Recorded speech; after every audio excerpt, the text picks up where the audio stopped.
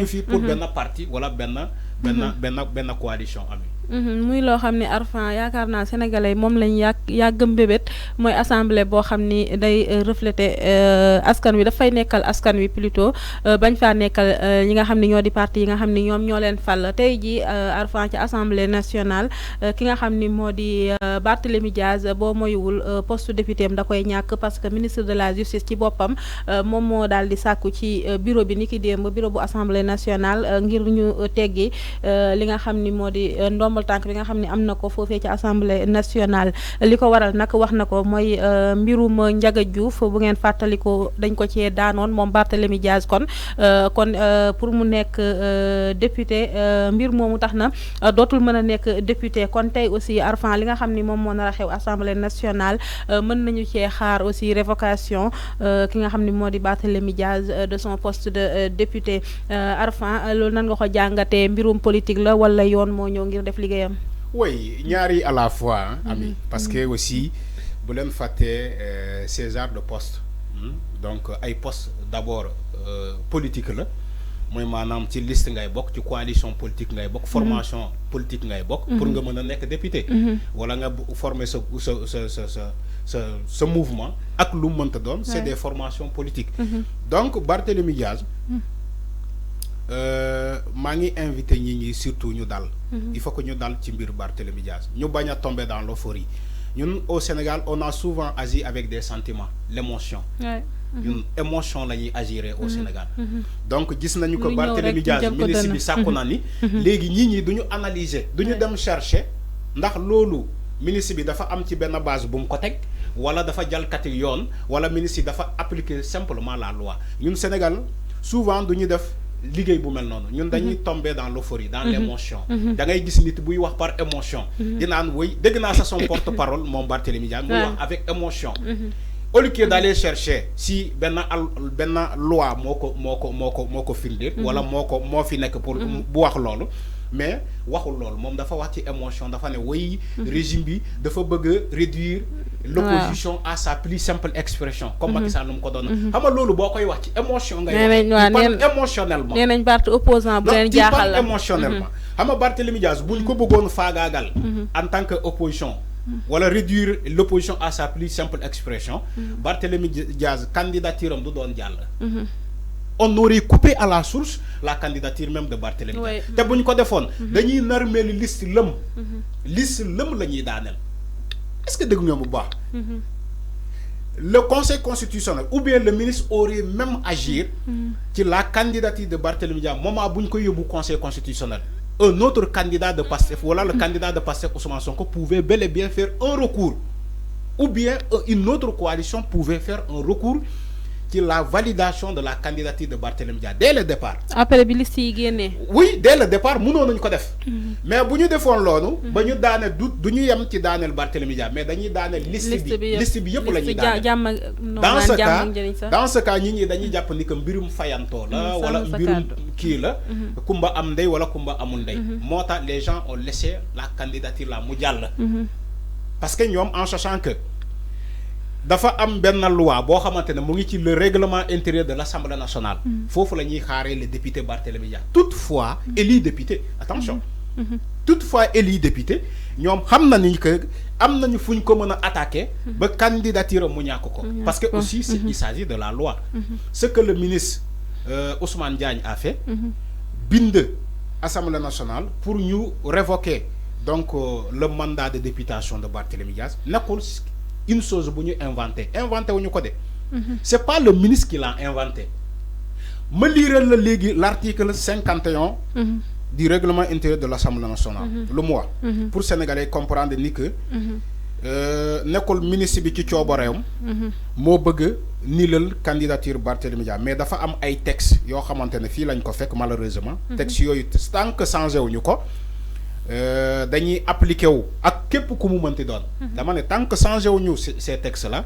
dinañu appliqué wu ak képp ku mu mënti doon alors l'article 51 du règlement intérieur damay intéressé wu carrément ci le dernier alinéa parce que il y a tellement d'alinéa alinéa 1 alinéa 2 alinéa 3 mais man damay dem directement ci le dernier alinéa l'article 51 du règlement intérieur dit le député qui fait l'objet d'une condamnation pénale définitive. L'article 51 du règlement intérieur de l'Assemblée nationale dit, il dit le député qui fait l'objet d'une condamnation pénale définitive est radié de la liste des députés de l'Assemblée nationale sur demande du ministre de la Justice. Point. Fin de citation. Article bi loolu la wax. C'est accessible. Boo demee boo tapé règlement intérieur de l'Assemblée nationale nga dem directement article 51. Dernier alinéa bi nga lire ko. Da ngay comprendre di nga ko gis. Parce que loolu la ñu wax. Yàgg naa ko fi wax. Un député qui fait l'objet d'une condamnation pénale définitive, bu leen fàtte ni que Barthélémy Diaz affaire Ndiaga Diouf boobu c'est criminel. Dañ ko atte ci chambre criminelle. C'est pas chambre correctionnelle. Du chambre correctionnelle lañ ko atte. Chambre criminelle la ñuy atte Barthélémy Diaz. Ba ñu condamné ko définitivement. Je crois que moom moo def appel bi. Dernier appel bi moom Barthélémy Diaz moo ko def. Moo def appel au niveau de la cour d'appel ñu confirmer ko. Donc loolu jeex na. Moi, les Sénégalais, il faut que nous fassions attention à mbir moomu ñu baña agir avec l'émotion. Les gens souvent dañu agir avec des textes mais dañuy dem ci émotionnellement. Di jéem ne non dañoo bëgg a tooñ Barthélémy Dias dañoo tooñ Barthélémy Dias dañoo bëgg a faagaagal un opposant politique. Parce que dégg naa ko. Il y a même des voix qui s'élèvent pour dire que dañoo bëgg a faagaagal un adversaire politique. Mais ami. Boo bëggee faagaagal adversaire politique boo xamante ne dernière élection bi sa mënul am 5 députés. Mënul am 5 députés. Bureau bu mu voté sax dañ ko faa dóor. Loolu kay doo ko faagaagal. te mu dem ak coalition. ànd ak ay parti yu bari parce que amul impact. Man tey mën nga maa ne par exemple dañoo bëgg a faagaagal par exemple le président la tête de liste de Takku Wallu Macky Sall parce que moom. Il a un groupe parlementaire. Là, au moins, c'est d'accord, parce que kooku tamit électorat bi gis nañu ko. Amadou Ba, nga ne peut-être dañoo bëgg faagaagal Amadou Ba nga ne peut-être dëgg la moom réussir na à avoir 7 députés. Électorat Amadou Ba gis nañu ko. Mais électorat Barthélémy Dias kan moo ko gis. Kan moo gis électorat Barthélémy Dias ba ñuy taxaw di naan non dañ ko bëgg a faagaagal parce que adversaire politique la. waaw tey Arfan Barth dafa dem ak Bougane Gueye Dany dem ak Anta Babacar Ngom dem ak Pape Barthélémy Dias demalul boppam. benn ba ci waa PUR sax ñoo àndoon. Barthélémy Dias demalul boppam. benn il a fallu une coalition. sàmm sa kaddu. mais mënuñu am 4 députés.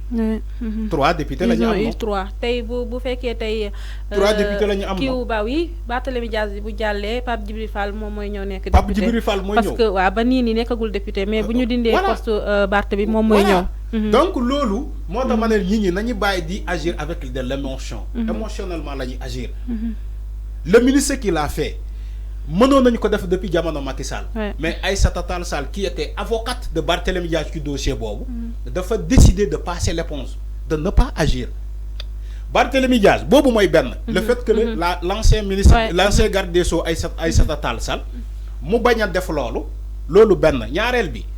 Le député lui-même Barthélémy Dias taxaw na ci perchoir bi à l'hémicycle mu jàkkaarloo ak Aïssata Tall Sall mu ne ko yow tu sais que bu ñu appliquer les lois man damay perdre sama mandat de député. Dama leen ngeen xool vidéo yi Barthélémy Dias lui-même l'a dit. À qui de droit qui veut l'entendre. Ci législature bi passé. Ci législature bi passé. Barthélémy Dias moo taxaw jàkkaarloo ak Aïssata Tall Sall qui était garde des Sceaux. mu ne ko yow xam nga ni que man normalement Barthélémy Dias je suis éligible bu ñu appliqué woon les lois man damay perdre sama mandat de député yow xam nga ko Aïssata Tall Sall mu yëngal bopp bi man image boobu chaque fois dama koy seetaan di ko seetaanaat Aïssata Tall Sall yëngal bopp bi pour faire signe à Barthélémy Dias ni que li nga wax ni dëgg la mais pourquoi Aïssata Tall Sall en tant que garde des Sceaux n'avait pas réagi mais parce que il y a un jeu. C'est elle-même qui défendait ce dossier-là. Aujourd'hui le ministre le garde des Sceaux Ousmane Diagne n'a fait que appliquer les textes. Il n'a fait que appliquer les textes mu jeex moo tax ma ne le Sénégalais yi dal leen ci mbir boobu il s'agit du droit d'une loi. La loi c'est la loi ami. Elle est certes sévère mais elle s'applique à tout le monde. tey bu nekkulee Barthélémy Dias mu doon keneen la loi aurait agi de cette façon.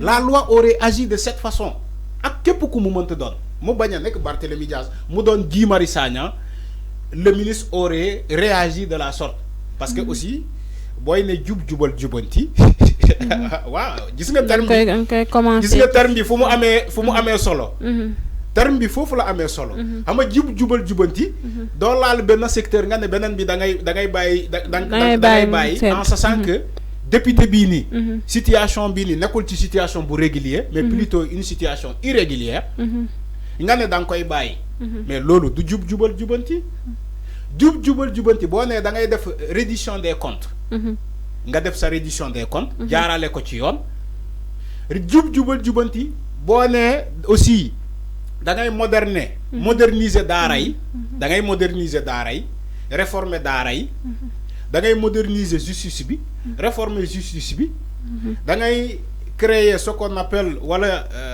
jéem a ñoŋal le pôle judiciaire financier wala les cours et tribunaux mais aussi il faut nga laal ci député yi dugg assemblée nationale jubanti bi war na dugg assemblée nationale parce que loolu la war na dugg biir assemblée nationale xool lan moo jaadu ak lan moo jaadu lu jaadu ñu jëlee ko fa waaw ami du jubal jubanti boobu moo laal léegi le secteur de la presse waaw waaw jubal jubanti bi moo ñëw ba ci secteur de presse bi aujourd'hui mu laal ko ngeen bëgg a yan mu bañ a dugg assemblée nationale non foog mu dugg assemblée nationale député bu nekkul ci yoon ñu teg ko ci yoon député bu amul normalement selon la loi warul exercer ses fonctions ñu jëlee ko fa remplacer ko ak keneen comme le cas de Barthélémy Dias il a été condamné définitivement dans une affaire criminelle donc la loi s'applique on applique les textes mu jeex mais Arfan est-ce que ça jàpp nga ni problème dina ci am puisque moom Barthélémy Dias ci boppam moo ko taxawoon waaw taxaw nag wax ko affirmé ko kon tey yaakaar naa problème waru cee am bu nekkee lépp si yoon la ko teg rek non warul am problème moom Barthélémy Dias boo ko laajee sax moom en toute honnêteté xam na ni que moom nekkoon na tête de liste mais xam na ni que du nekk député Barthélémy Dias xam na loolu moo tax gisoo leen ko ci mu sonal boppam ci installation il a préféré d'aller soutenir ay nitam fële ci tribunal Saint-Louis que d'aller à l'hémicycle parce que xam na ni que tôt ou tard ñu mu jàkkaarloo bu ñu nee jubal jubanti jubanti bi dina laal secteur yi dina ko laal c'est ça la réalité parce que quelque part il a été protégé par l'ancien garde des Sceaux Aïssata Tall Sall ça se comprend c'est normal parce que moom moo nekkoon avocat mais xam na ni que après la formation ou bien l'installation des députés le ministre va réagir le ministre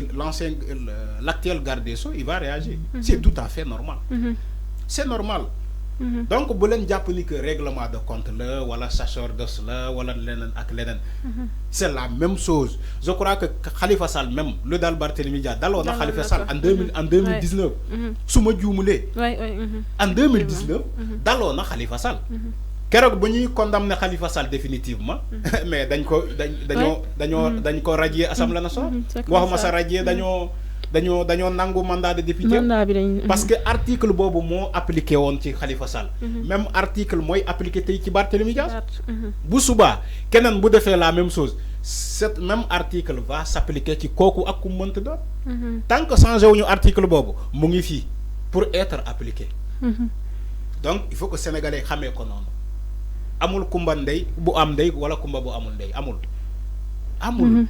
il s'agit de la loi. La loi, certes, elle est dure, mais elle reste la loi. Et elle s'applique à tout le monde. La loi n'est pas partielle, mais elle est générale. Elle est générale. Donc, loolu moo am. Ami, bu ñu naree wax lii la ñu mën a wax. ñu bañ a tomber dans l'euphorie, dans la sensation, wala dans l'émotion, comme le fait beaucoup de gens di daan woy faagaagal adversaire politique ñoom ñu fàttee loi bi. au lieu que ñoom ñu dem xool fouiller les textes pour xool ndax am na loi bu wax ni que Barthélémy Dias tey bu ñu appliqué war naa perdre mandat de député mais ñi duñ ko def ñi lu xew rek dañ koy yóbbu ci côté politique bi dañ koy politiser dinaa non wooy Barthélémy Dias dafa sonaloon nguur gi dafa sonaloon Sonko Barthélémy Dias sonalul Sonko dafa doon daaga santé ak Sonko mais loolu kese la. Sonko di jël programme am di dem. campagne moom buy taxaw di naan woy dinañ ko. caw dinañ ko lii. taxaw na mu ne un jour je serai au pouvoir dinaa régler sa compte yow Ousmane Sonko xam nga yooyu Barthélémy Dias yëpp waxoon na loolu. un jour je serai au pouvoir. ak ñu naan bu ñu amee majorité dañuy daaneel gouvernement. mu taxaw ni naan su mu ñu amee majorité. le gouvernement ne va pas travailler. ñoom dañ koy daaneel. c'est ce qu'il a dit ba pare ñoom ñu imposer seen gouvernement de transition. C'est ce qu'il a dit Barthélémy Dias. donc loolu mu ngi ci esprit Barthélémy Dias mais sauf que nekkuñu ci loolu tey loi la ñuy appliquer ci kawam. comme nous appliquer loi ci keneen ak keneen ak keneen. Et aussi les décisions de justice sont à respecter. Bu leen fàtte. Les décisions de justice on les respecte. Aujourd'hui c'est une décision de justice qu'on a respectée et appliquée sur Barthélémy Dias. moo tax mu def effet bii nii. moo tax mu def effet bii nii donc amul leneen. ami amul dara. mi ngi noonu kon Arfan kon mën nañ espérer que ni peut-être problème du ci am parce que moom Barthélémy Dias bu fekkee moom moo taxawoon affirmer loolu kon yaakaar naa problème du am tey ci bu ñu teggee li nga xam ni moo di mandat député mais Arfan ñu taxaw ci ki nga xam ni